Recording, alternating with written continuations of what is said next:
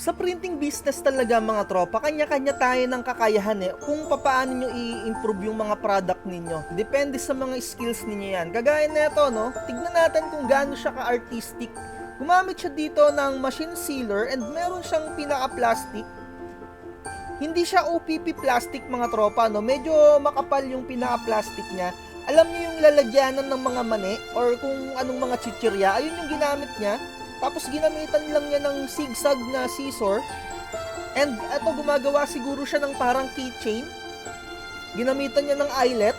To tell you honestly, yung mga available na eyelet na nagagamit ko dito sa Pilipinas, mga tropa, hindi siya ganun kagandahan eh. Hindi kagaya ng mga nasa abroad or sa mga ibang bansa, napakaganda. Ayun oh.